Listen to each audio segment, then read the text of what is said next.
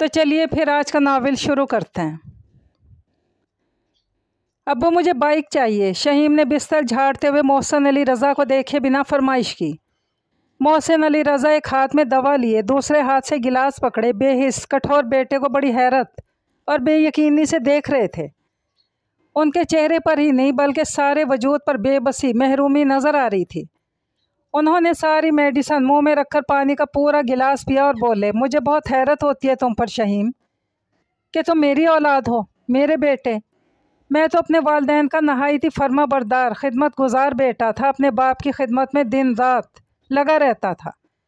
سارا دن نوکری کے علاوہ صرف اور صرف والدین کی خدمت میری زندگی کا مقصد تھا۔ اچھا علاج، اچھی غذا، اچھا ماحول ان کے لیے مہیا کیا۔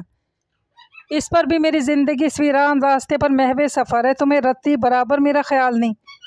میں مر رہا ہوں یا جی رہا ہوں، کب ہاسپٹل میں ایڈمٹ ہوتا ہوں، کب ڈسچارج، کب کون سی دوا لینی اور اس کی قیمت کیا ہے، مجھے کون سی غذا چاہیے کون سی نہیں، مجھے کب آرام کی ضرورت ہے، کیا کبھی تم نے یہ سب سوچا؟ میری آمدنی کتنی ہے، اخراجات کیا ہیں، یہ سب میں کیسے مینیج کرتا ہوں؟ تمہاری فرمائشیں ختم ہونے کا نام ہی نہیں لیتی۔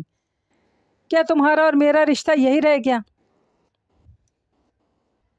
کہ تم مانگتے رہو اور میں دیتا رہوں؟ مجھے سکون سے جینے دو، زندگی نے میرے ساتھ بڑے کھیل کھیلے، مجھے سکون چاہیے شہیم، سکون۔ ان کی آواز آنسوں میں ڈوب گئی، بے بسی، بے قراری اور دکھ ان کے چہرے پر سمٹ آئے۔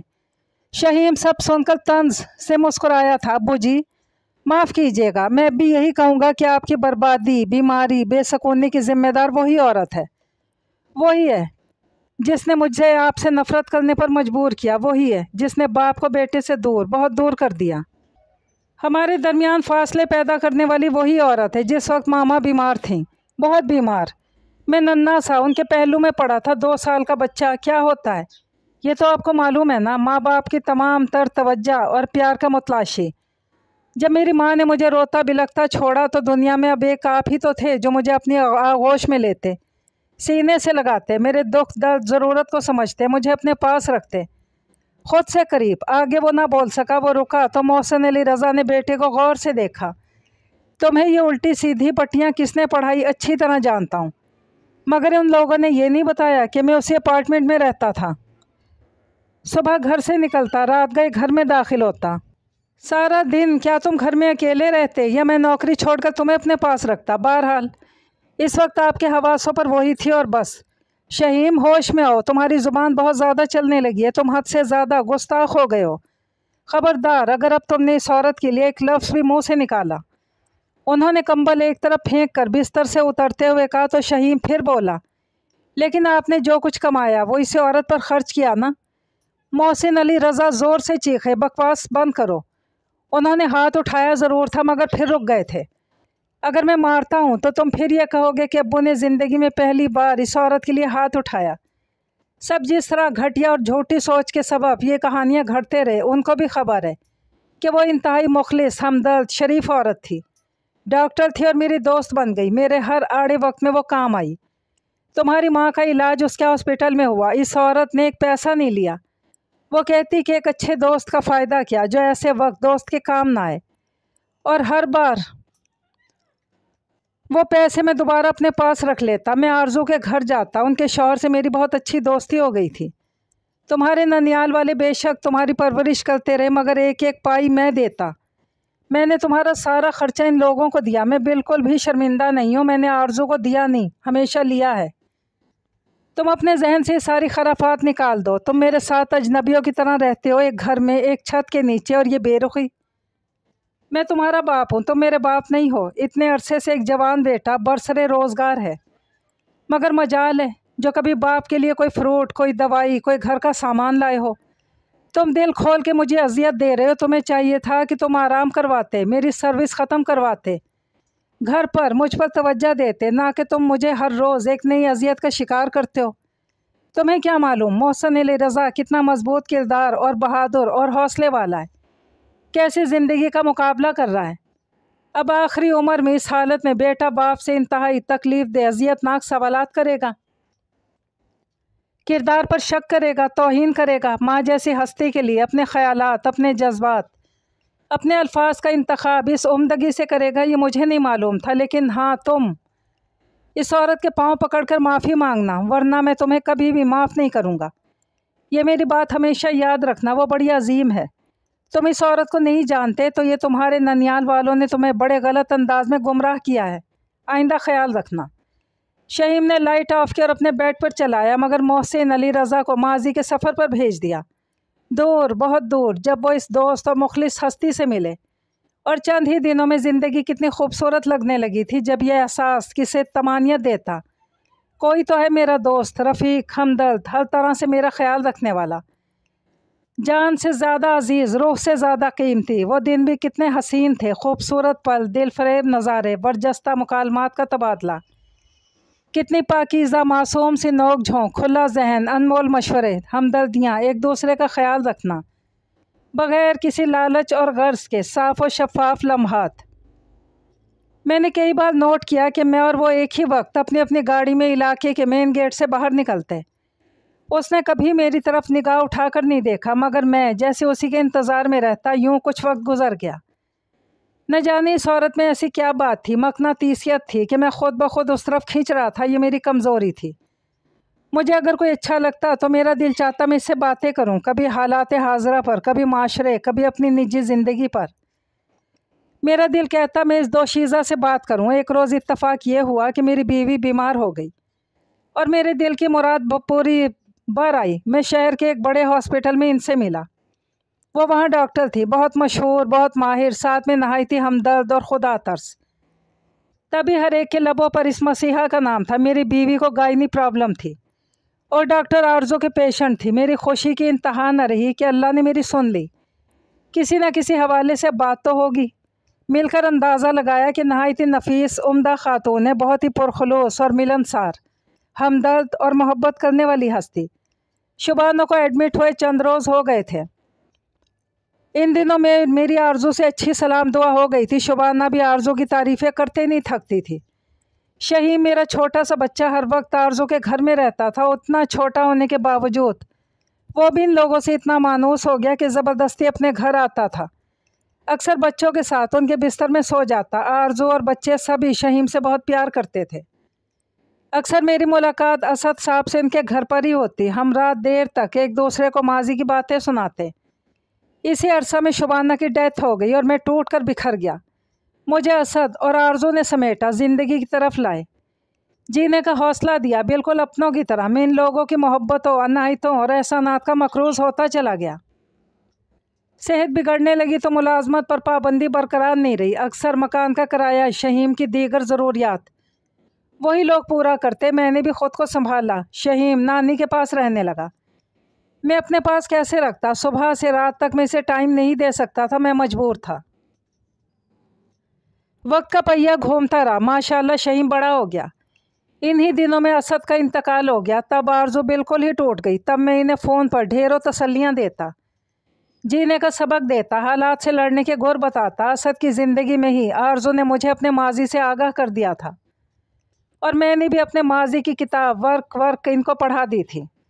ہم دونوں کو ایک دوسرے سے بہت انسیت ہو گئی تھی۔ ہم ایسے مخلص، ہمدرد دوست بن گئے کہ دونوں کو لگا کہ شاید ہمیں ایک دوسرے ہی کی تلاش تھی، ایک ہمدرد سچے دوست کی جو ایک دوسرے کے ہمراز ہوں، لمحہ لمحہ، قدم با قدم ایک دوسرے کے حالات سے غافل نہ ہوں۔ آرزو یار، تم ایک بار میری بات پر ٹھنڈے دل و دماغ سے غور تو کرو، تم کو میری بات سمجھ میں آ جائے گی۔ وہ آرزو کو قائل کر رہے تھے۔ محسن، آپ ذرا سوچے تو، اب ہماری عمریں، یہ بچے، یہ دنیا والے کیا کہیں گے؟ ڈیئر، تم بھی کیسی احمقانہ بات کر رہی ہو۔ ہمیں دنیا کو بتانا ضروری ہے کہ ہم یہ قدم اٹھا رہے ہیں۔ میرے بیٹے کو ماں، تمہارے بچوں کو باپ مل جائے گا، یہ کوئی شرعی اور قانونی اعتبار سے غلط کام تو نہیں؟ اچھا چلو پریشان نہ ہو، اب میں چلتا ہوں، آرام سے سوچ کر مجھے جواب دینا۔ 2-3 روز یوں ہی بے آواز سے گزر گئے۔ آرزو کے قریب رکھے سیل فون پر وائبریشن ہوئی۔ انہوں نے چیک کیا، محسن کا میسج تھا۔ خیر خیریت کے بعد وہی سوال تھا، جانے عزیز کیا سوچا آپ نے؟ آرزو بولی، جناب ابھی تو اللہ سے راز و نیاز میں مصروف ہوں، ابھی سکون سے ہمیں اپنے اللہ جی سے باتیں کرنے دیں۔ وہ ہنسی، چلیں جی جیسے آپ کا حکم، شب بخیر۔ محسن نے بھی ہنستے سلسلہ منقطع کر دیا۔ پاگل، 2 دیوانے ہیں۔ अचानक बस इसरार करते, फिर कुछ दिनों के लिए खामोश हो जाते हैं। वो दोबारा नमाज में मसरूफ़ हो गई। आज हॉस्पिटल में सारा दिन मसरूफ़ गुजार कर अभी आरज़ू अपने रूम में कुर्सी पर नीम दराज बैठी ही थी कि मखसूस खुशबू ने इन्हें आंखें खोलने पर मजबूर कर दिया। उन्होंने सलाम किया। वालेकुम अस्सलाम। आरज़ू ने खुश दिली से जवाब दिया। बड़े दिनों बाद आए आप, क्या मसरूफ़ियत रही? उन्होंने पैर समेटते हुए कहा तो मोहसिन मुस्कुराए। अरे जनाब, हमारी क्या मसरूफ़ियत होगी सिवाय आपको सोचने के। जनाब मोहसिन अली रज़ा साहब, और भी गम है ज़माने में मोहब्बत के सिवा। और एक बात कहूँ? उन्होंने मोहसिन को बगौर देखते हुए कहा। जी जी ज़रूर, भला आपको हमसे इजाज़त लेने की ज़रूरत क्यों पेश आई? वो मुस्कुराए थे। आपने जवानी में क्या किया होगा? अब इस उम्र में इतनी शौक़ी? वो मुस्कुरा रही थी। अरे यार, तुम्हें क्या मालूम, अगर सच कहूँ तो मैं इंटर का स्टूडेंट था। सर ने सारी क्लास के स्टूडेंट कितना गौर से देखा, फिर बोले गुलाब के फूल पर नोट लिखें, और अपनी तरफ से एक दो इशार भी। उर्दू का पीरियड था, हमने कलम उठाया। चंद लम्हों में सर के कमेंट सुन रहे थे। मोहसिन क्लास का होनहार काबिल शागिर्द है, इसकी शख्सियत पर यह इशार, ये खूबसूरत महकते जुमले, वाह। अजी आपको क्या पता इस वक्त हम कैसे थे? मोहसिन ने मुस्कुरा कर कॉलर खड़े किया और आरज़ू ने हंसते इस बात की तायद की थी। हाँ जी, हम आपकी बात से 100% मुत्तफिक हैं। आपकी शख्सियत अब भी अट्रैक्ट करती है। मोहसिन हंस पड़े। इस दौर में हर लड़की मुझ में दिलचस्पी रखती थी।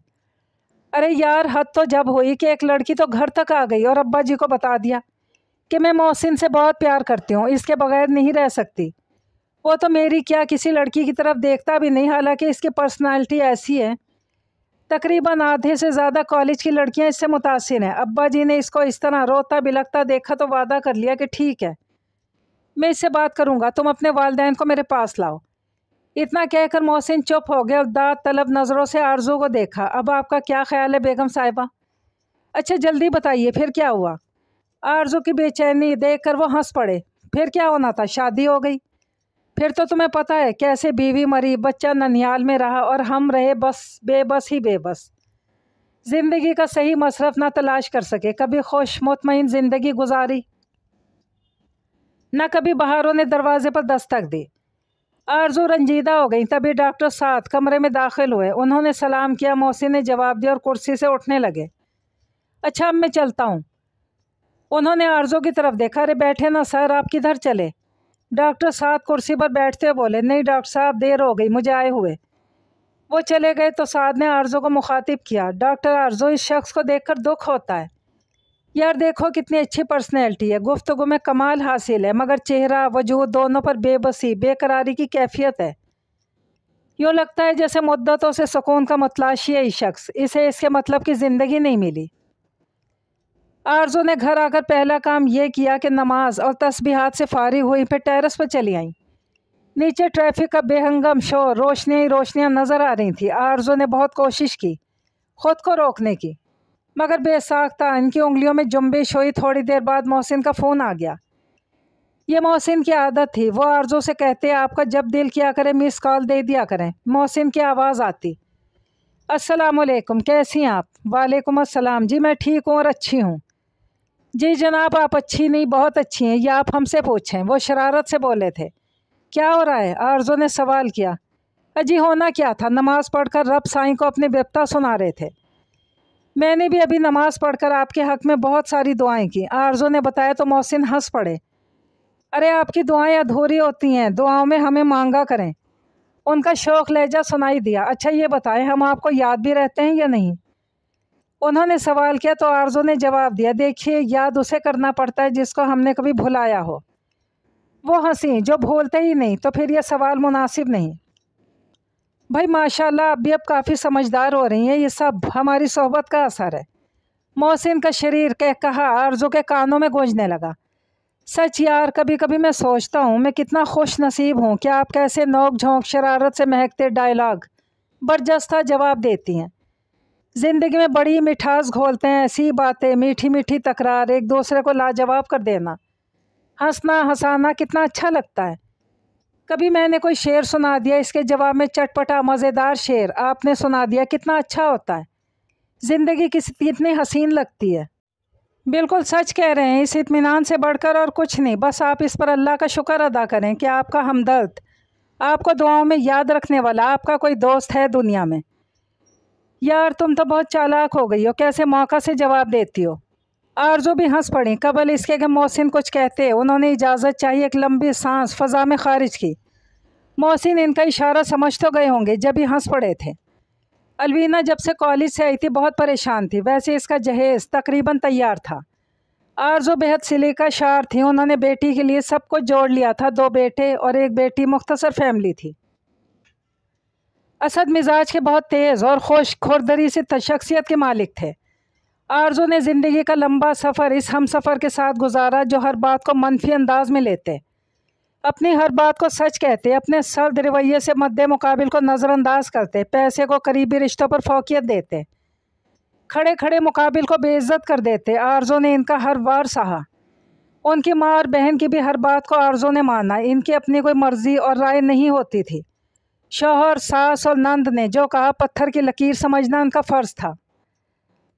بچے بھی اجنبیوں کی طرح گھر میں رہتے۔ الوینا سب سے چھوٹی تھی، شاہ زیب جہاں زیب ملٹی نیشنل کمپنی میں اچھی پوسٹ پر تھے۔ اسد کے انتقال کے بعد ان کی والدہ کا بھی انتقال ہو گیا تھا۔ بہن میرڈ تھی۔ آرزو کے سسرال والوں نے اسد کے انتقال کے بعد آرزو سے مکمل طور پر ناطہ توڑ لیا تھا۔ الوینا کی ٹینشن یہ تھی کہ عثمان نے خبر ہی ایسی سنا دی کہ امی پنڈی جا رہی ہیں، ماموں کی بیٹی کو عثمان کے لیے مانگنے۔ اب وہ اس مسئلے کو کیسے حل کرنا ہے سوچ سوچ کر ہلکان ہو رہی تھی۔ ادھر عثمان کی اماں کا ہولڈ تھا گھر، شوہر اور بچوں پر، ادھر شاہ زیب اور جہاں زیب دونوں ہی سخت مزاج تھے۔ اسے ایک ترکیب سوچی، کیوں نہ محسن انکل سے ہیلپ لی جائے، مجھے بالکل بیٹیوں کی طرح پیار کرتے ہیں، کتنے شفیق، کتنے نرم مزاج کے ہیں۔ اس سوچ کے ساتھ ہی خاصی حد تک مطمئن ہو گئی تھی۔ ریسٹورنٹ میں جیسے ہی دونوں داخل ہوئے سامنے محسن بیٹھے تھے۔ انہوں نے سلام کیا۔ محسن نے الوینا کے سر پر شفقت سے ہاتھ رکھ کر دعائیں دی۔ عثمان نے مصافحہ کیا جس پر محسن نے مسکرا کر دونوں کا خیر مقدم کیا۔ اچھا تو صاحبزادے عثمان، آپ ہماری بیٹی کو پسند کرتے ہیں؟ انہوں نے حسب عادت سوال کیا تو عثمان نے مسکراتے گردن ہلائی۔ بھائی بہت خوب، ہمیں رومان اور رومانوی ماحول، رومانوی مکالمات بہت پسند ہیں۔ آپ سمجھ لیں کہ ہم رومان پرست ہیں، نہایت پاکیزہ سچی محبت ہونی چاہیے۔ پھر عثمان نے اپنی پڑھائی، سروس، خاندانی پس منظر کے بارے میں تفصیلاً بتایا۔ امی تو جلد جانے والی تھی، شاید الوینا کی دعاؤں نے اثر دکھایا، فی الحال ان کا ارادہ ملتوی ہو گیا، پھر کبھی بھی اچانک کہیں سے بھی حملہ ہو سکتا ہے۔ اس نے شرارت سے الوینا کی طرف دیکھا۔ الوینا نے غصے سے آنکھیں دکھائیں۔ عثمان بیٹا، آپ یوں کریں کہ اپنے گھر والوں سے بات کر کے آرزو کے پاس بھیجیں، باقی ان کو تیار کرنا میرا کام ہے۔ انکل امی میری اس سال شادی کرنا چاہتی ہیں، اگر آرزو آنٹی یا دونوں بھائی اس بات کو نہیں مانے تو مسئلہ ہو جائے گا۔ عثمان نے خیال ظاہر کیا۔ اللہ مالک ہے، جہاں تک تمہاری آنٹی کا سوال ہے تو وہ تو مان جائیں گی، بھائیوں کو منانا بھی مشکل نہیں، اگر سچا پیار، لگن ہو، نیت صاف ہو، پاک ہو، دعائیں ساتھ ہوں تو رب بھی اپنی رضامندی دے ہی دیتا ہے۔ اس ذاتی یکتا پر مکمل بھروسہ رکھو، جذبے بے لوث بے غرض ہو تو رب کائنات کبھی مایوس یا ناکام نہیں کرتا۔ شرط یہی ہے کہ سب کچھ اسے پالن ہار پر چھوڑ دینا چاہیے۔ ان دنوں 2 ڈاکٹرز چھٹی پر گئی ہوئی تھی۔ آرزو پر بہت زیادہ کام کا بوجھ تھا، وہ اکثر دیر سے آ رہی تھی۔ چند دنوں بعد انہیں کچھ فرصت ملی، انہوں نے آج چھٹی کی تھی، دیر سے جاگیں، ناشتے کی میز پر بیٹھی تھی۔ محسن کا فون آ گیا کہ میں ہاسپٹل آ رہا ہوں، آپ سے کچھ بات کرنی ہے۔ آرزو ڈر گئی، پھر نکاح پر زور دیں گے، مگر جواب تو دینا ہی تھا۔ اتنی دیر میں محسن نے 3-4 بار ہیلو ہیلو کی رٹ لگائی۔ میں ہاسپٹل نہیں گئی، آرزو نے بتایا۔ ارے کیوں، خیر تو ہے؟ خیریت کیسی ہے طبیعت آپ کی؟ محسن نے لہجے کی بے چینی پریشانی کا اندازہ لگاتے ہوئے کہا۔ ارے بابا یوں ہی، کیا کبھی ہمارا موڈ نہیں ہوتا کہ چھٹی کریں، آرام کریں؟ آرزو کے لہجے اور موڈ سے محسن خاصے مطمئن ہو گئے۔ اچھا پھر میں گھر آ رہا ہوں، اوکے آ جاؤں؟ انہوں نے ہمیشہ کی طرح اجازت مانگی۔ جی آ جائیں۔ آرزو نے اپنا حلیہ درست کیا۔ الوینا نے مجھے قابل اعتماد اور ہمدرد سمجھا، تم سے کہتے وہ جھجک رہی تھی، اور مجھ سے اپنا مسئلہ ڈسکس کیا۔ عثمان بہت اچھا لڑکا ہے، میں ان سے مل چکا ہوں۔ مگر آپ اس سے ایک بار ہی تو ملے ہیں، پہلی ملاقات میں کسی کے لیے آپ رائے قائم نہیں کر سکتے۔ شاہ زیب نے اپنے دوست کے لیے مجھ سے بات کی تھی نا، آپ کو یاد ہے؟ آرزو نے محسن کو یاد دلایا۔ محسن کچھ سوچتے ہوئے بولے، مگر آپ نے جواب تو نہیں دیا نا؟ محسن میں نے جواب تو نہیں دیا، مگر شاہ زیب کو تو آپ جانتے ہیں، وہ ایک دم ناراض ہو جاتا ہے، اسے راضی کرنا بڑا مشکل ہے۔ آرزو نے خیال ظاہر کیا۔ ٹھیک ہے، میں رات کو شاہ زیب سے بات کروں گی۔ جیتی رہو، دیکھو مجھے سرخرو کرنا بچوں کے سامنے، ورنہ ان لوگوں کے دل ٹوٹ جائیں گے۔ پیار کرنے والے، سچے اور پرخلوص بے غرض لوگوں کو اگنور کرنے سے زندگی پر بہت گہرا اثر پڑتا ہے۔ جو بات، جو کام ہم کر سکتے ہیں، اس سے انکار نامناسب عمل ہے۔ لوگوں کو خوشیاں بانٹو، اس سے اللہ پاک تمہارے نصیب کی خوشیاں دگنی کر دیتا ہے۔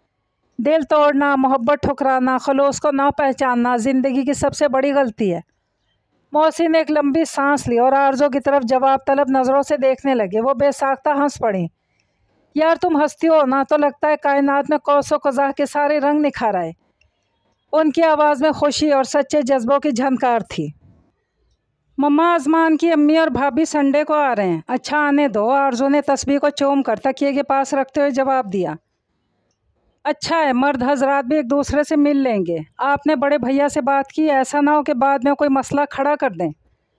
الوینا کی آواز میں پریشانی نمایاں تھی۔ ارے تم اس کی فکر نہ کرو، حسن انکل نے ان سے بات کر لی، خاصی حد تک اسے مطمئن بھی کر دیا۔ شاہ زیب سمجھ رہے ہیں کہ محسن شاید پہلے سے ازمان کو جانتے ہیں۔ انہوں نے اس سے بات ہی کچھ اس انداز میں کی۔ اللہ، کتنے پیارے ہیں انکل، اللہ تعالیٰ ان کے مصائب اور مسائل جلد حل کر دے، مجھے تو بہت ہی اچھے لگتے ہیں۔ بہت خوش اور مطمئن تھی۔ مما، جب وہ لوگ آئیں تو انکل کو بھی بلوا لیجئے گا، اس نے مشورہ دیا۔ آرزو نے اسے کوئی جواب نہیں دیا، لیکن انہوں نے مناسب نہیں سمجھا کہ بچے کچھ مائنڈ نہ کر لیں۔ لیکن جب وہ لوگ آئے تو ازمان کے والد نے انکل کی غیر موجودگی کو محسوس کرتے ہوئے شاہ زیب کو مخاطب کیا۔ بیٹا، آپ کے انکل نہیں ہیں بھائی، ان کی کمی محسوس ہو رہی ہے۔ ازمان نے تو بڑی تعریف کی ان کی۔ شاہ زیب نے محسن کو فون کیا اور تھوڑی دیر میں بہت ہی پرسکون دوستانہ ماحول میں گفتگو ہوتی رہی۔ نیم رضامندی دونوں طرف سے تھی۔ فائنل نہیں ہوا تھا، ان لوگوں کا یہی خیال تھا کہ کچھ عرصہ ایک دوسرے کے بارے میں معلومات کریں گے، لیکن یہ بات طے تھی کہ جمال احمد اور ان کی بیوی اس سال حج پر جانے سے پہلے یہ فرض ادا کرنا چاہتے تھے۔ دیکھیے انکل، میرا خیال ہے کہ یہ تو بہت جلدی ہو جائے گا، ہمیں کچھ وقت چاہیے۔ انہوں نے آرزو کی طرف دیکھا۔ کیوں مما، آپ کا کیا خیال ہے؟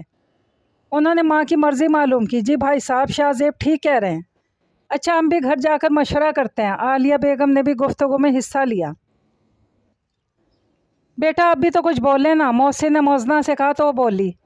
انکل، اب آپ بزرگوں کے درمیان میں کیا بولوں؟ الوینا کی طرف دیکھ کر بولی تھی۔ اگر آپ لوگ اجازت دیں تو میں ان سے اندر جا کر مل لوں؟ اس نے الوینا کی طرف اشارہ کیا۔ ارے کیوں نہیں بھائی، اب انشاءاللہ یہ آپ ہی کی ہونے والی ہیں۔ بالکل، آپ اندر جا کر خوب گپ شپ کریں، محسن نے شفقت سے کہا۔ تو ان کا تعارف یہ کہہ کر کروایا گیا تھا کہ یہ اسد کے کزن ہیں۔ پھر جلدی الوینا مسز ازمان بن کر گھر سے رخصت ہوئی اور نبیہہ مسز شاہ زیب بن کر آرزو کے گھر آ گئی۔ چپکے سے کچھ دن زندگی میں سے گھٹ گئے۔ لمحہ لمحہ ہم موت کے قریب اور زندگی سے دور ہو رہے تھے۔ کچھ دنوں سے آرزو بہت ڈسٹرب تھی۔ وہ جیسی جیسی دینی کتابوں کا مطالعہ کرتی، ویسے ویسے ان کے خیالات میں، ان کی سوچوں میں جنگ ہونے لگتی۔ انہیں لگتا کہ وہ محسن سے ملتی ہیں، دکھ سکھ شیئر کرتی ہیں، بالکل پاکیزہ اور اچھے خیالات کی ایک دوسرے کے بارے میں رکھتے ہیں اور ایک دوسرے کی تکلیف اور مسائل شیئر کرتے ہیں۔ یہ سب ٹھیک نہیں۔ ایک روز محسن آئے، پھر انہوں نے حسب معمول وہی سوال دہرایا۔ آرزو، اب تو صرف ایک ہی بیٹا شادی کے لیے رہ گیا، بیٹی بھی رخصت ہو گئی، بہو بھی بیٹے کو لے کر الگ ہو گئی۔ خدا نخواستہ کل کو اگر جہاں زیب کی بیوی بھی بڑی کی طرح نکلی تو تم تو تنہا رہ جاؤ گی۔ کیا تم زندگی گزار سکو گی؟ تنہائی کے دنوں، راتیں، وحشتیں اور لمحات۔ تم بہت زیادہ سوچ رہی ہو۔ لوگ کیا کہیں گے، دنیا کیا کہے گی، بچے کیا کہیں گے؟ ارے بھائی، ہم بالکل خاموشی سے شرعی طور پر نکاح کر کے میاں بیوی بن جائیں گے۔ میری صحت اور اپنی صحت دیکھو، ہمیں اس وقت ایک دوسرے کی ضرورت ہے۔ ہمارا تعلق روحانی ہوگا۔ اس وقت تم اور میں زندگی کے اس سٹیج پر ہیں جہاں مرد عورت دونوں کو ایک دوسرے کی ضرورت ہوتی ہے۔ پہلے بیٹیاں پرائی ہوئی تھیں اور اب بہویں بھی صرف پرائی نہیں ہوتی، وہ تو بیٹوں کو بھی لے کر الگ دنیا بسا لیتی ہیں۔ کچھ بولو یار، کچھ تو بولو، کم آن یار، جو تمہارے دل میں بولو اور ایک فیصلہ کر دو۔ محسن، آپ مائنڈ تو نہیں کریں گے؟ آرزو کا لہجہ دھیما اور دکھی تھا۔ نہیں بھائی، تم کچھ بولو تو میں تمہاری باتوں کو کیوں مائنڈ کروں گا؟ محسن بے چینی سے پہلو بدلتے ہوئے بولے۔ ان کی چھٹی اس بہت تیز تھی۔ بالآخر آرزو نے کہہ دیا، ہم دونوں کا یہ رابطہ، یہ نوک جھونک، شرارتی مکالمات کا تبادلہ مناسب نہیں۔ ہم زمانے والوں کی زبانوں کو نہیں روک سکتے۔ آپ اطمینان سے، ٹھنڈے دل سے غور تو کریں۔ آرزو نے بات مکمل کر کے سر جھکا دیا۔ چند لمحے بے آواز گزر گئے، پھر محسن نے کہا کیا آپ کا مطلب ہے کہ میں آپ سے نہ ملا کروں؟ دراصل مجھے یہ یقین کامل تھا کہ آپ سنجیدگی سے میرے پروپوزل پر غور کریں گی۔ چلیں جیسے آپ خوش رہیں، میں تو آپ کو خوش دیکھنا چاہتا ہوں۔ آپ کی ساری پریشانیاں، سارے مسائل، سارے دکھ میں لے لوں اور آپ کو بالکل مطمئن کروں۔ اچھا میں چلتا ہوں۔ تھکے تھکے قدموں سے بیرونی گیٹ کی طرف بڑھ گئے۔ محسن کو گئے کافی دیر ہو گئی تھی، مگر آرزو اسی جگہ بیٹھی تھی۔ انہیں ایسا لگ رہا تھا جیسے ان کی زندگی میں کچھ باقی نہ رہا۔ میں نے محسن کے ساتھ یہ اچھا نہیں کیا، بے حد جذباتی ہیں، کہیں کوئی غلط قدم نہ اٹھا لیں، مگر میں نے بھی کچھ سوچ کر یہ فیصلہ کیا۔ وہ دیر تک بہت ڈسٹرب رہیں، پھر واش بیسن کی طرف بڑھ گئیں۔ ٹھنڈے پانی کی چھینٹیں آنکھوں اور چہرے پر مارے، جلتی آنکھوں اور سلگتے جذبوں میں کچھ کمی محسوس ہوئی۔ پھر انہوں نے اپنے مالک حقیقی کے حضور سر بسجود ہو کر، خوب گڑ گڑا کر، رو رو کر، تڑپ تڑپ کر دعائیں مانگیں، اپنے لیے، محسن کے لیے۔ بہت دیر تک ہاتھوں کے کٹوروں میں ندامت کے آنسو گراتی رہیں، مگر کب تک؟ جب تک سانس کی ڈوری روح سے جڑی ہے تب تک گھر گھرستی، کھانا پینا، سونا جاگنا، قدرت اور فطرت کے اصولوں کو نبھانا ہے۔ آج 4 دن ہو گئے تھے، دونوں میں سے نہ فون کیا نہ میسج۔ آرزو بہت ڈسٹرب تھی، بار بار آنکھوں کے کنارے بھیگ رہے تھے، فضا دھندلا سی گئی تھی، ہر چیز سے اداسی جھلک رہی تھی۔ آرزو نہ چاہتے ہوئے بھی مضطرب تھی اور منتظر بھی تھیں کہ شاید اب محسن کا میسج آیا ہوگا، شاید اب آیا ہوگا، مگر ہر بار ناکامی ہو رہی تھی۔ سونے سے پہلے ایک بار پھر موبائل چیک کر رہی ہیں کہ شاید گڈ نائٹ کا میسج کیا ہو۔ صبح اٹھتے ہی سب سے پہلے ان کا گڈ مارننگ چیک کرتی ہیں، عجیب احمقانہ سوچ تھی، مگر یہ کیا؟ چوتھے روز لمبا چوڑا میسج آیا کہ ملوں گا نہیں، مگر پلیز صرف میسج پر رابطہ رکھو، کال بھی نہیں کروں گا، مگر پلیز اس سلسلے کو منقطع نہ کرو۔ آرزو آنکھوں سے بہتے آنسو صاف کرتے ہوئے مسکرائی، چلو کچھ دن یہ بھی برداشت کر لیتے ہیں، جب خود کے ذہن میں کوئی بات آئے گی تو خود ہی مناسب سمجھ کر فیصلہ کر لیں گے۔ سچ پوچھو تو میری حالت بھی ان سے مختلف نہ تھی، مگر کچھ روز اور گزر جاتے تو شاید اس کیفیت میں کمی آ جاتی۔ آج کل الوینا میکے آئی ہوئی تھی ڈلیوری کے سلسلے میں۔ آرزو یوں کچھ دنوں کے لیے مصروف ہو گئی۔ الوینا نے آرزو سے محسن کے بارے میں معلوم کیا۔ مما انکل کیسے ہیں؟ کتنے دنوں سے نہیں آئے، خیر تو ہے؟ ہاں ٹھیک ہے، مختصر سے جواب دے کر کمرے سے نکل گئی۔ 2-3 دن اور گزر گئے۔ مما اپنے انکل کو بتایا نہیں کہ میں یہاں آئی ہوں؟ نہیں، بس کام میں بھول گئی۔ انہوں نے بیٹی کا اشتیاق دیکھ کر اسے مطمئن کرنا چاہا۔ دوسرے روز الوینا نے محسن کو فون کیا اور گلہ کیا کہ آپ اتنے دنوں سے کیوں نہیں آئے؟ محسن نے شفیق لہجے میں اسے اپنی مصروفیت اور صحت کے بارے میں تفصیل بتائی، جسے سن کر الوینا ڈسٹرب سی ہو گئی۔ مما آپ نے مجھے بتایا تک نہیں، انکل اتنے بیمار ہیں، ان کو ہارٹ پرابلم ہے، ڈاکٹر آپریشن کا مشورہ دے رہے ہیں۔ وہ صرف اس لیے نہیں کروا رہے کہ ان کی دیکھ بھال کون کرے گا؟ کچھ دنوں کے لیے منیر بابا کو ان کے ہاں بھیج دیجیے نا، ایسے میں ہم کام نہیں آئیں گے تو کون آئے گا؟ انہوں نے ہر قدم پر ہماری مدد کی، میری شادی میں انہی کا ہاتھ تھا جو ازمان سے ہوئی، ورنہ بڑے بھیا آپ کو اور مجھے کچھ بولنے ہی نہیں دیتے اور مجھے ازمان کبھی نہیں ملتے۔ مما ان کے بڑے احسانات ہیں ہم پر، کیا آپ نے انہیں گھر آنے سے منع کیا ہے؟ الوینا بچی تو تھی نہیں کہ کچھ نہ سمجھتی۔ آرزو نے کوئی صفائی پیش نہیں کی۔ الوینا بھی میاں کے آنے پر چپ سی ہو گئی۔ اب آرزو کیا صفائی پیش کرتی؟ یہی کہ تمہارے انکل جنون کی حد تک تمہاری مما کو پسند کرتے ہیں، نکاح کرنا چاہتے ہیں، میں کبھی ڈگمگا نہ جاؤں، کہیں جذبات میں اگر فیصلہ ان کے حق میں نہ دے دوں۔ پھر سب سے بڑی وجہ یہ بھی تھی کہ وہ دنیا والوں سے، لمبی زبان والوں سے، غلط سوچنے والوں سے ڈرتی تھی۔ اس وجہ سے میں نے بھی بڑی مشکل سے دل پر پتھر رکھ کر یہ فیصلہ مناسب سمجھا۔ شام سے الوینا کی طبیعت خراب ہو رہی تھی۔ انہوں نے ساری تیاری مکمل کر لی۔ رات کے کسی پہر بھی الوینا کو ہاسپٹلائز کرنا پڑے گا۔ دوسرے روز الوینا کو اللہ تعالیٰ نے دنیا کا سب سے پاکیزہ، شفیق اور عظیم رشتہ عطا کیا۔ اب وہ بھی صاحب اولاد ہو گئی تھی۔ سب کی خوشی کی انتہا نہیں تھی۔ آرزو نے مٹھائی منگوائی، ہاسپٹل میں تقسیم کی۔ رات گئے تک عزیز رشتہ دار آتے رہے، جو کسی مجبوری میں نہ آ سکے ان کی کالز آتی رہیں۔ اس طرح 2-3 دن گزر گئے۔ شاہ زیب گھر سے کیا الگ ہوئے، اس گھر سے لا تعلق سے ہو گئے۔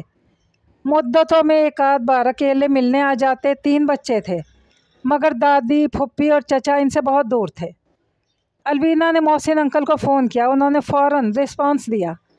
ان کے لہجے سے بلا کی شفقت اور خوشی محسوس کر کے الوینا نے انہیں گھر آنے کی دعوت بھی دی۔ अलवीना की छुट्टी हुई, वो घर पहुंची तो घर पर आने वालों में सबसे पहले मोहसिन आए। दुआएं देते रहे, बच्चे को गोद में लेकर प्यार किया, दुआएं पढ़कर दम की। आरज़ू एक बार कमरे में आकर मिली, फिर किचन में चली गई। कुछ देर बैठकर मोहसिन जाने लगे तो आरज़ू ने खाने पर रोक लिया। खाने से फारिग होकर आरज़ू ने कॉफ़ी पेश की। आरज़ू और मोहसिन कॉफ़ी पी रहे थे। एक दो बार दोनों की नज़रें मिली। दोनों के लब खामोश थे, मगर आंखों की दास्तान दोनों सुना रहे थे, समझ भी रहे थे। आखिर खामोशी एक बार फिर मोहसिन ही ने तोड़ी। आरज़ू कैसी हो? कमज़ोर लग रही हो, क्या तबीयत ठीक नहीं है? जी मैं बिल्कुल ठीक हूँ। अच्छा तुम कहती हो तो मान लेता हूँ। चंद लम्हे खामोशी की नज़र हो गए। मैं आज तुमसे एक ज़रूरी बात करने आया हूँ, शायद आखिरी बार। उनके लहजे का शिकस्ता रंग साफ नुमाया था। तुम्हें शायद क्या बल्कि यकीनन इस बात का अंदाज़ा नहीं कि मैं तुमको तकरीबन 15 साल से पसंद करता हूँ, इतना ज़्यादा, इतनी शिद्दत से कि तुम इसे मेरा जुनून कह सकती हो। मगर निकाह का इरादा चंद साल पहले तुम्हारे सामने रखा। अब बताओ, अब तो माशाल्लाह अलवीना भी माँ बन गई है। तुम्हारा एक उज़ल तो ख़त्म हुआ, बेटे भी अपनी ज़िंदगी में मगन है। इनकी इस बात पर आरज़ू ने बेचैनी से पहलू बदला और बोली, मोहसिन प्लीज़ ऐसा तो ना सोचे मेरे लिए। इनके लहजे में गिला था। बस इतना कह दो, हाँ या ना, बस। वो गौर से आरज़ू को देख रहे थे। आरज़ू ने नफ़ी में गर्दन हिलाई। तो फिर सुनिए, आपके इस जवाब के बाद मुझे भी कुछ कहना है। जी कहिए। आरज़ू समझी कि वो बहुत नाराज़ होंगे। उन्होंने नहाई थी आहिस्तगी से कहा, जब आपने मुझे मना किया था तो मैंने ये समझा था कि शायद मैं जी ना पाऊँगा, मगर देखो आपके सामने मौजूद हूँ। कोई किसी के लिए नहीं मरता। मैं समझा था कि आपको एक रोज़ ज़रूर कायल कर लूँगा, मगर ये मेरी भूल थी। मैं एक पाकीज़ा रूहानी रिश्ता कायम करना चाह रहा था, बेलौस, बेगर्ज, बग़ैर किसी लालच के। सिर्फ ज़िंदगी के आखिरी लम्हात में आपका साथ चाहता था। एक तवील, बड़ा ही कठिन रास्ता तय किया। ये मेरी बदनसीबी समझे। मैं इतने तवील इंतज़ार के बाद हार गया हूँ। अब आपको मेरी भी एक शर्त माननी होगी कि अब ना कोई मैसेज, ना बिलमुशाफ़ा मुलाकात होगी। आपने सच कहा था जिस दिन से आपने मुझे राब्ता तोड़ने के लिए कहा था। मैंने उस रोज़ से दीनी किताबों का बाकायदगी से मुताला करना शुरू कर दिया। मैंने बहुत सारा मवाद जमा किया। आपकी बात बिल्कुल सही थी। मेरा और आपका क्या रिश्ता है? किस लिए हम मिलते हैं, बातें करते हैं, एक दूसरे से राब्ता रखते हैं, एक दूसरे का ख्याल रखते, फ़िक्र करते हैं? ये बिल्कुल भी मुनासिब नहीं। इसी को मैं मुनासिब करना चाहता था। शरई कानूनी मियाँ बीवी बन जाते तो, मगर आपने जो मुनासिब समझा वही फ़ैसला किया। लिहाजा वो तेज़ी से उठे और कमरे से निकल गए। आरज़ू तुम आखिरी बार मुझे अल्लाह हाफिज़ भी ना कह सकी। मुझे पता है तुम रो रही थी, आंखें नीचे और चेहरा झुका हुआ था। तुम नादिम थी, बेबस थी, क्योंकि तुम्हें अपनी नई ज़माने की फ़िक्र थी, लोगों का डर था, माशरे की उठती उंगलियों का ख्याल था। मेरा और अपना ख्याल ना था, मेरी और अपनी फ़िक्र नहीं थी, मेरे और अपने जज्बात का एहसास नहीं था। आज तुम इतनी शिद्दत से याद आ रही हो। रात गुजरती जा रही थी, मोहसिन करवटें बदल रहे थे, बहुत बेचैन हो रहे थे। आरज़ू को जो कहना था कह दिया। उसे बिल्कुल भी खबर ना हुई कि उसने अपने लफ्ज़ों के तीरों से बाप का सीना छलनी कर दिया, दिल टुकड़े टुकड़े कर दिया। दबी हुई मोहब्बत की राख में जो चिंगारियां दबी थी फिर से भड़क उठी। अब तो बुलंदी तक जलता हुआ लाव भड़क उठा। उनके दिल में हल्का सा दर्द उठा। सुबह तक उनकी तबीयत बहुत बिगड़ गई। शहीम ऑफिस जा चुका था, घर में रखी मेडिसिन इस्तेमाल की। इनको पता था कब क्या खाना है। तबीयत ज़्यादा बिगड़े तो ज़ुबान के नीचे टैबलेट रख लेते हैं, खुद ही अपना इलाज कर लेते। क्या करते अकेले थे, सिवाय अल्लाह के इनका अपना कोई ना था। बहुत हद तक उन्होंने ख़ुद पर काबू पा लिया था। उन्हें पता ही नहीं था कि अब आरज़ू कहाँ है, वरना वो कभी हॉस्पिटल गए ना घर। फिर राब्ता ख़त्म किया। एक लंबा वक्त गुजर गया था, मगर आज शहीम ने मोहसिन अली रज़ा को माजी में फेंक दिया था। उनके वजूद पर ही नहीं बल्कि दिलो दिमाग, एहसासात, जज्बात, उम्मीदों को जगा दिया था। शहीम ने आज इस तरह आरज़ू के लिए नफ़रत का इजहार किया जिस पर मोहसिन को शदीद अजियत और जहनी टेंशन हुई थी। बड़ी मुश्किलों से अल्लाह से तड़प तड़प कर ये दुआएं मांगी थी कि वो इन्हें सब्र और बर्दाश्त दे, हौसला दे कि वो आरज़ू को भूलने की कोशिश में कामयाब हो जाएं। बहुत ही मुश्किल से ख़ुद को नॉर्मल किया था। आरज़ू को भूले तो नहीं थे, किसी हद तक अपने जहन और दिल को समझा लिया था, मगर आज शहीम ने इन्हें फिर बेचैन कर दिया। माजी का हर लम्हा उनके जहन की स्क्रीन पर एक फ़िल्म की तरह चल रहा था। आरज़ू ने मेरी पेशकश क्यों कबूल नहीं की? क्यों इतना अरसा मुझे आस और उम्मीद में रखा? मगर नहीं, ایک بار آرزو نے وعدہ بھی کیا تھا، دبے لفظوں میں کھل کر نہ کہہ سکی تھی، پگلی بزدل۔ اب تو بآسانی ہاں کر سکتی ہے، ہم چھپ کر نکاح کر سکتے ہیں، ضروری تو نہیں کہ ہم ساری دنیا کے سامنے باقاعدہ اعلان کریں۔ آرزو تم نے میرے ساتھ اچھا نہیں کیا، مجھے یقین ہے تم بھی ریلیکس نہیں ہوگی، میں تمہیں اچھی طرح جانتا ہوں، ایک روز تم بھی میری طرح ٹوٹ کر بکھرو گی، تم نے خود پر جھوٹا خول چڑھا رکھا ہے، تم دوسروں کا نہیں خود کو دھوکہ دے رہی ہو، فریب دے رہی ہو، نکل آؤ اپنے بناوٹی خول سے، زندگی کو کٹھن نہیں سہل بناؤ، اب میں مزید اور ٹینشن اور دکھ نہیں سہ سکتا، ایسے مقام پر کھڑا ہوں جہاں 400 میرے لیے مشکلیں اور مخالفتیں ہیں، میرا اپنا کوئی بھی نہیں۔ آرزو میں نے تمہیں دیکھا، پرکھا، جانا اور اپنی امیدوں اور سوچوں سے بڑھ کر پایا، تب میں نے مختصر عرصے کے لیے تو میری سہیلی بنی تھی، میری زندگی کے دیے کو توانائی ملی تھی، میری روح کی سرشاری بہت قلیل عرصے کے لیے تھی، جنو جیون کی شب تاریخ کو ختم کر دو، میری تمنا، میری آرزو، میری خواہش، میری امید کو پورا کر دو۔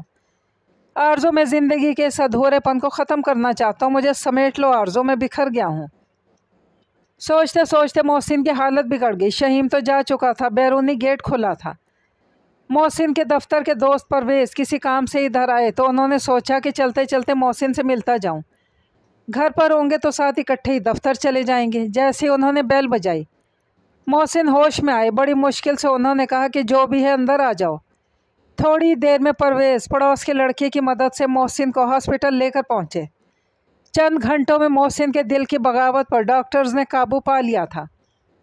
شہیم شام کو گھر آیا تو پڑوس کی آنٹی نے ساری تفصیل سنائی، اس نے فوراً ہاسپٹل جانا مناسب نہیں سمجھا، رات دیر سے وہ باپ کی عیادت کی غرض سے ہاسپٹل پہنچا۔ محسن کی طبیعت کافی حد تک بہتر ہو چکی تھی، وجہ تھی آرزو، وہ شام کو بڑی شدت سے اسے یاد کر رہے تھے، کاش آرزو میری زندگی میں ہوتی تو میں اس وقت تنہا نہیں ہوتا۔ حسرت سے آنے والے لوگوں کو دیکھ رہے تھے، کیسے مائیں بیویاں سب آ رہی ہیں اور میں۔ محسن کی نظریں وارڈ کے دروازے پر لگی تھیں، وہ دیکھ کر خوشی سے کھل اٹھے، واہ مولا تیرا کرم ہے، ان کے چہرے پر تازگی سی آ گئی، وہ آنکھوں میں ڈھیر سارا پیار لیا آرزو پر فدا ہو رہے تھے۔ آرزو ہمیشہ کی طرح لاکھ برداشت کے باوجود خود پر قابو نہ پا سکی، دو موٹے موٹے آنسو گالوں پر بہہ نکلے۔ پگلی کیا ہوا بھائی؟ بالکل ٹھیک ہوں، تمہارا محسن اتنا کمزور اور بزدل نہیں، کٹھن سے کٹھن حالات کا مقابلہ ڈٹ کر کرتا ہے۔ ارے کیا تم اکیلی آئی ہو؟ جیسے انہیں اچانک یاد آیا تھا۔ نہیں، جہاں زیب کے ساتھ بائک پر آئی ہوں۔ اچھا تو پھر ہمارا بیٹا کہاں ہے؟ وہ آپ کے لیے فروٹ لے رہا تھا، میں تیزی سے، وہ کہتے کہتے رکیں۔ کیوں بھائی تیزی سے کیوں آ رہی تھی آپ؟ آہستہ آہستہ بھی آ سکتی تھیں۔ ان کے شریر لہجے اور انداز پر بے ساختہ ہنس پڑیں۔ جیو ہزاروں برس، میں تمہیں ہمیشہ ہنستا مسکراتا دیکھنا چاہتا ہوں، اسی طرح ہنستی رہا کرو، بہت اچھی لگتی ہو۔ اچھا یہ تو بتائیں، اب آپ کس رشتے سے اس قسم کی باتیں کر رہے ہیں؟ کیا رشتہ ہے آپ کا اور میرا؟ محسن حسب عادت کہا لگا کر ہنس پڑے، بہت ہی عقل مند ہو گئی ہو، ہماری ہی بات ہم پر دے ماری۔ سچی ایک بات بتاؤ، تمہیں میں نے کہنے کو تو کہہ دیا، مگر میں بھی زیادہ عرصے تک خود پر قابو نہیں رکھ سکا، اور مجھے پورا پورا یقین ہے یہ عرصہ تم نے بھی بہت اذیت میں گزارا ہوگا۔ جہاں زیب آ گئے بیٹا، کیسے ہیں آپ؟ محسن نے اسے مسافہ کرتے ہوئے کہا۔ انکل جی بالکل فرسٹ کلاس۔ جہاں زیب فروٹ ٹرالی پر رکھ کر محسن کے سامنے بینچ پر بیٹھتے بولے، ارے بھائی اب آپ ہمارے بیٹے کی دلہنیاں لے آئیں، انہوں نے آرزو سے کہا تو جہاں زیب ہنس پڑے۔ نہیں انکل میں ایسے ہی ٹھیک ہوں، آنے والی اگر بھابھی کی طرح ہوئی تو میری مما تو بالکل اکیلی ہو جائیں گی، اور میں مما کو کبھی اکیلا نہیں ہونے دوں گا۔ اس نے آرزو کے گلے میں ہاتھ ڈال کر ان کے گال سے اپنا گال ملا لیا تو محسن نے شفقت سے اس کے سر پر ہاتھ رکھ کر دعائیں دے ڈالیں۔ اچھا ہوا کہ ادھر آرزو جہاں زیب ہاسپٹل سے باہر نکلے، ادھر شہیم وہاں پہنچا، اگر وہ آرزو کو بیٹھا دیکھتا تو آپے سے باہر ہو جاتا، بہت ممکن ہے کہ ان کے ساتھ بدتمیزی کرتا۔ محسن نے اللہ کا لاکھ لاکھ شکر ادا کیا۔ آج ایک مدت بعد اپنی میز پر بیٹھی تھی، دسمبر کی آخری تاریخیں تھیں، ہوا میں خنکی بہت تھی، اپنے گرد اچھی طرح سے شال لپیٹے نہ جانے کیا کچھ صفحہ کرتاس پر بکھیر رہی تھیں۔ تھوڑی دیر کے لیے آرزو نے آنکھیں موند کر کرسی سے ٹیک لگا لی، دل و دماغ میں عجیب قسم کی جنگ چل رہی تھی، خود ہی سوال کرتی خود ہی جواب دیتی، کبھی دل بغاوت پر اتر آتا تو دماغ الجھ جاتا، سوچوں کے اس تارے عنکبوت میں وہ بے بس مکڑی کی طرح بھٹک رہی تھی۔ ان دنوں الوینا کچھ دنوں کے لیے آئی ہوئی تھی۔ اس نے غور کیا کہ مما کو زیادہ ڈسٹرب ہے۔ جب سے انکل ہاسپٹلائز ہوئے مما ہر وقت کچھ سوچتی نظر آتی ہیں۔ آرزو ہاسپٹل میں بھی بہت ڈسٹرب تھی۔ فارغ وقت میں انہوں نے ساتھ سے محسن کا کیس ڈسکس کیا تو انہوں نے بھی یہی کہا انہیں کچھ دن یہاں رہنا چاہیے، مناسب دیکھ بھال اور مکمل آرام تو ملے گا۔ کافی دیر تک کسی موضوع پر باتیں کرتے رہے۔ سعد نے آرزو کو مخاطب کیا، ڈاکٹر آرزو، میں جس دن سے یہاں آیا ہوں سٹاف میں سب سے اچھی آپ لگتی ہیں۔ دراصل میری آپا بھی ڈاکٹر ہیں اور آج کل لندن میں ہوتی ہیں۔ آپ کی اور ان کی شخصیت میں بہت مشابہت ہے۔ میں جب بھی آپ سے ملتا ہوں بات کرتا ہوں مجھے لگتا ہے کہ اپنی آپا سے بات کر رہا ہوں۔ آرزو نے مسکرا کر سر ہلایا، تو تم مجھے آپا ہی سمجھو، جب بھی کوئی مسئلہ ہو کوئی ضرورت ہو بلا جھجک مجھ سے ڈسکس کر سکتے ہو۔ مسکراتی آرزو نے شفقت سے سعد کا کندھا تھپ تھپایا۔ موسٹ ویلکم آپا، سعد نے ان کے آگے خم ہوتے ہوئے کہا تو اس کی شرارت پر آرزو ہنس پڑی۔ سعد کے دل و دماغ میں عجیب سی جنگ ہو رہی تھی اور آنکھوں میں آرزو کا افسردہ پریشان سا وجود۔ اب اتنا چھوٹا اور ناچ سمجھ تو تھا نہیں کہ محسن اور آرزو میں پاکیزہ سے رابطے کو نہ سمجھتا۔ دونوں ایک دوسرے کو لائک کرتے ہیں۔ جوان اور بوڑھی محبتوں میں فرق تو ضرور ہوتا ہے۔ شوخ و شریر، چنچل، لاؤبالی حرکتیں جوان کرتے ہیں، نادانیاں کرتے ہیں، حالات اور مسائل کے سامنے پریشان ہوتے ہیں، اپنی منوانے کے لیے ایڑی چوٹی کا زور لگا دیتے ہیں، واویلا کرتے ہیں اور دوسرے تو شور بھی مچاتے ہیں، مگر اس کے برعکس پاکیزہ، پرخلوص، خاموش محبت کرنے والے اس ایج کے پریمی کتنے مجبور بے بس ہوتے ہیں، بزرگوں کے آگے اپنی محبت کا اظہار تک نہیں کرتے تو اصرار یا ضد کیا کریں گے۔ انہیں تو چھوٹوں سے زیادہ ڈر لگتا ہے کہ وہ اپنے چھوٹوں کے سامنے ایسی کوئی بات بھی کریں گے تو ان کی عزت گر جائے گی۔ حسن اتفاق دیکھیں کہ اگلے روز سعد کی شاپنگ سینٹر میں محسن سے ملاقات ہو گئی۔ انہوں نے موقع غنیمت جانا، دعا سلام کے بعد انہوں نے چائے کی آفر کی اور دونوں ریسٹورنٹ میں بیٹھ گئے تھے۔ سعد ادھر ادھر کی باتوں کے بعد اصل موضوع کی طرف آئے۔ ویسے محسن صاحب، مجھے یہ حق تو نہیں کہ میں آپ سے پرسنل سوالات کروں، نہ جانے کیوں آپ کی شخصیت مجھے بہت اچھی لگتی ہے، خاص طور پر آپ کا بیٹا کہنا۔ آپ مجھے ڈاکٹر صاحب نہیں کہتے، مجھے بہت خوشی ہوتی ہے۔ سعد کے چہرے سے اندازہ لگانا مشکل نہیں تھا، واقعی بہت خوش تھا۔ جیتے رہو، ایک سگا بیٹا، اس نے کبھی ایسا کوئی اظہار نہیں کیا کہ اسے بھی میرا ایسا کہنا اچھا لگتا ہے۔ انہوں نے کچھ اس طرح سے ٹھنڈی سانس لے کر کہا کہ سعد تڑپ اٹھے۔ محسن صاحب، آپ دکھی نہ ہو سکتا ہے کہ وہ جس گیدرنگ میں رہتا ہو وہ اس قسم کے ہوں، ورنہ آپ کا بیٹا کبھی ایسا نہیں ہو سکتا۔ انشاءاللہ ایک روز وہ بھی آپ کی محبت اور پیار کا قائل ہو جائے گا۔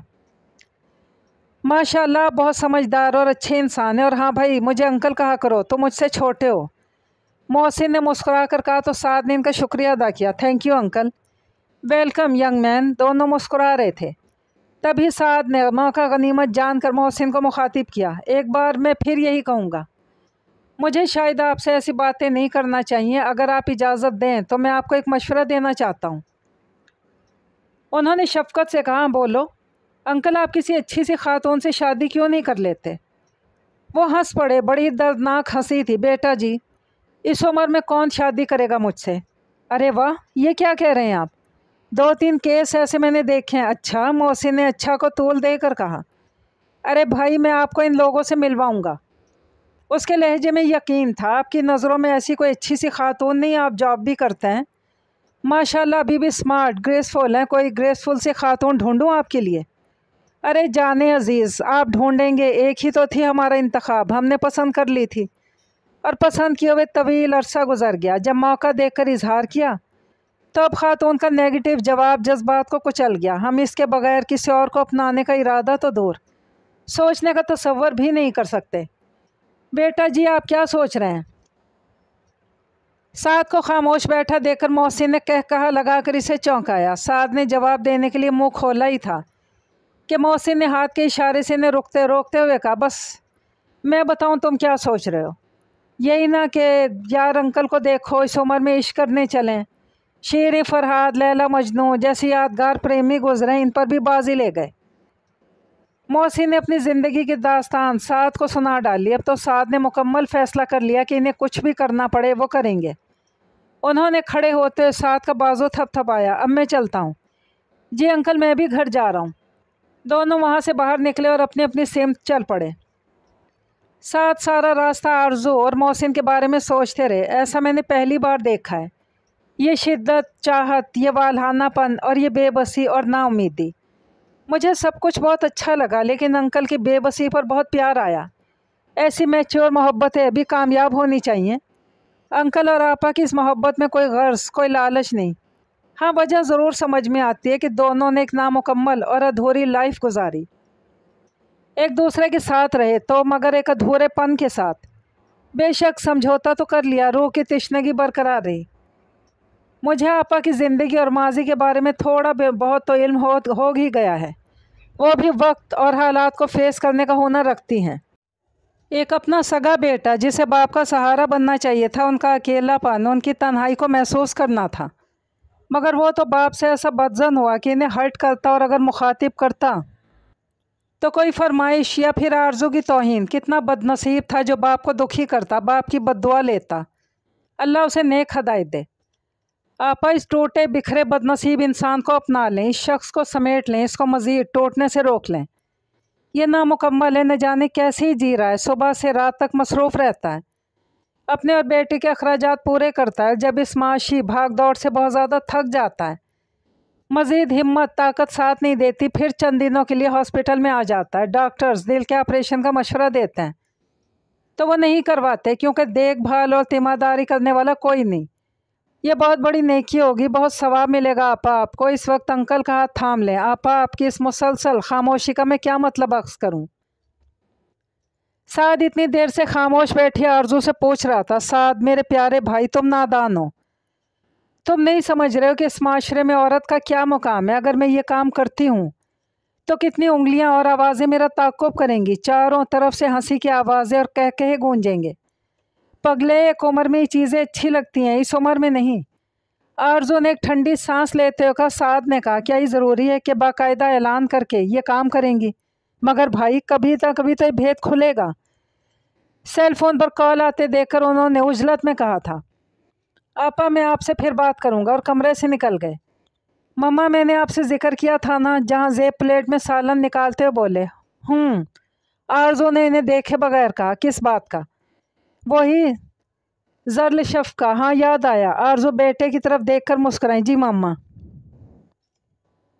इसके एक दो प्रपोज़ल आए हैं, कहीं कोई मसला ना हो जाए, मैं इसे एक बार आपसे मिलाना चाहता हूँ। अगर आप कहें तो आज हॉस्पिटल ले आऊँ? हाँ ठीक है, वो मुस्कुराई। जी हैं मेरी मम्मा, हज़ारों साल। उन्होंने माँ के गले में बाहें डालकर उनका माथा चूम लिया। बस ज़्यादा मक्खन लगाने की ज़रूरत नहीं। वो तो ठीक है मम्मा, मगर मेरी मम्मा की खुशामद करने की ज़रूरत नहीं है। आप तो बग़ैर खुशामद की हाँ कर देंगी, क्योंकि वो है ही ऐसी। वो हंसे। आज सुबह से मोहसिन बार बार गज़लें गुनगुना रहे थे। वो जब बहुत ज़्यादा उदास और गमगीन होते तो पुरानी गज़लियात और अलमिया शायरी में खो जाते थे। आज आरजू ने ऐसी गज़ल सुनी तो शिद्दत से मोहसिन याद आ गए। मैं जब इस शख्स की इल्तिजा को कबूल नहीं कर रही तो फिर इनकी याद क्यों आती है? क्यों मैं इनसे मुंसलिक एक बात को याद करती हूँ? जब दोनों ने एक दूसरे से लाताल्लुक़ रहने का फ़ैसला कर लिया तो फिर ये दीवानगी, ये पागलपन, ये बेकरारी, ये यादें, ये बातें क्यों तंग करती हैं? क्यों नहीं भूलते हम दोनों एक दूसरे को? बड़ी बेचैनी से करवटें बदल रही थी। मम्मा, आज मोहसिन अंकल मिले थे, मैंने सारी तकरीबात की दावत दे दी इन्हें। अलवीना ने पिंकी की नैपकिन चेंज करते हुए कहा तो आरजू ने इस बात में सर हिलाया। कहाँ मिले थे तुम्हें? हॉस्पिटल में, जब मैं पिंकी को डॉक्टर के पास लेकर गई थी, जहाँ ज़ेब की शादी की तैयारियां ज़ोरों पर थी। अलवीना 1 माह पहले ही बैंके आ गई थी। सबकी मसरूफियत बढ़ गई थी, कुछ जिम्मेदारियां साद ने भी अपने ज़िम्मे ले ली। यूँ भी वो आज़ादाना घर आ रहे थे, बिल्कुल मामू की तरह। अलवीना और जहाँ ज़ेब से प्यार करते, आरजू को बड़ी बहन का रुतबा दे रहे थे। उनका ख्याल था कि वो आरजू को एक ना एक दिन कायल कर ही लेंगे कि वो अंकल को समेट लें, मगर ऐसा होता नज़र नहीं आ रहा था कि वो अपने मकसद में कामयाब हो सकेंगे। एक रोज़ आरजू ने एक ऐसा इंकशाफ किया कि साद बेबसी से बेख्तियार रो पड़े। आपा, आपने आखिर मुझे गैर ही समझा ना। आपने कम अज़ कम मुझे तो बताया होता। आपने ख़ुद पर इतने दिनों से ये इतना बड़ा बोझ उठाया, बहुत हिम्मत की आपा। आपने सब कुछ मोहसिन अंकल को बता दिया होता। साद ने बड़ी मुश्किल से ख़ुद पर काबू पाते हुए कहा। आरजू के दोनों हाथ थाम कर आंखों से लगा लिए। मेरी आपा, आपको कुछ नहीं होगा। اللہ کرم کرے گا، اپنا معجزہ دکھائے گا اور مستقبل میں آپ اور انکل ایک بہت ہی خوبصورت زندگی گزار رہے ہوں گے۔ آپ روئیں نہ، جہاں اتنا عرصہ آپ نے تنہا اتنا بڑا بوجھ اور اتنی بڑی بیماری سہی ہے، اب ہم سب کی دعائیں آپ کے لیے ہوں گی۔ رب کریم بڑا رحیم ہے، وہ 70 ماؤں کی ممتا رکھتا ہے ہمارے لیے، وہ ہماری دعائیں اور بے بسی پر ضرور مہربان ہوگا۔ سعد کے سمجھانے پر آرزو نے بھی خود کو نارمل کر لیا، کیونکہ الوینا اور جہاں زیب شاپنگ سے آنے والے تھے۔ سعد نے دیکھا کہ آرزو کی ساری میڈیسن ہارٹ پیشنٹ والی ہیں۔ ڈاکٹرز کی رائے کے مطابق اب آنے والا اٹیک آرزو کے لیے جان لیوا ہو سکتا ہے۔ ادھر انکل کی بھی طبیعت ان سے زیادہ خراب تھی۔ آرزو آپا تو بلا ناغہ ساری دوائیں استعمال کرتی ہیں، مکمل پرہیز کرتی ہیں، ہر آسائش میسر ہے۔ اس کے برعکس انکل کے زندگی گزارنے کے لیے کتنی جد و جہد کرنی پڑتی ہے۔ اس حالت میں وقت پر پابندی سے میڈیسن نہیں لے سکتے، آرام نہیں کر سکتے۔ مسائل بڑے بڑے اور وسائل محدود۔ رات کو تھکے ماندے گھر پہنچتے تو مسکرا کر خیر مقدم کرنے والا کوئی نہیں۔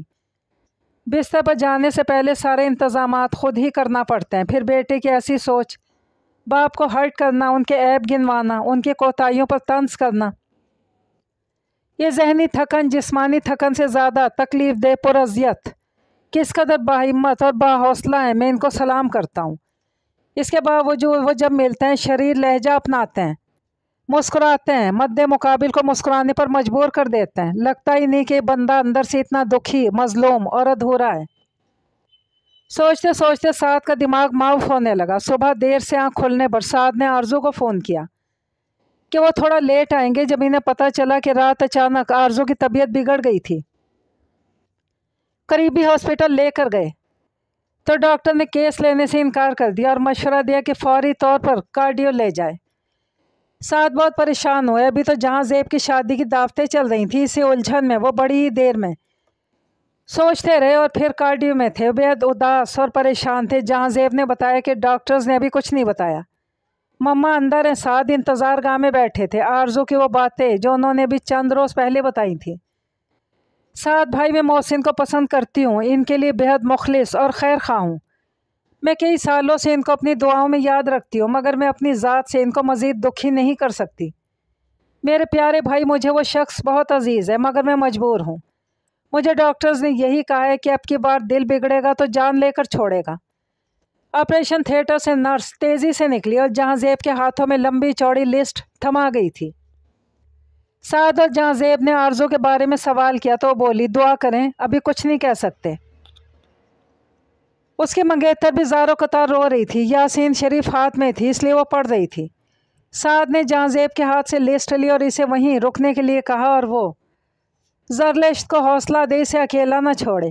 جہاں زیب اور زرلشت کے قریب بیٹھ گئے اور سعد میڈیسن لینے میڈیکل سٹور کی طرف تیزی سے بڑھ گئے۔ وہ جیسے سٹور پر پہنچے، شہیم سٹور کی سیڑھیاں اتر رہا تھا۔ اسے وہاں دیکھ کر انہیں انکل کا خیال آیا۔ جب ہی ان کی خیریت دریافت کی تو وہ بولا، اب وہ ایڈمٹ ہیں، رات ان کی حالت بگڑ گئی تھی۔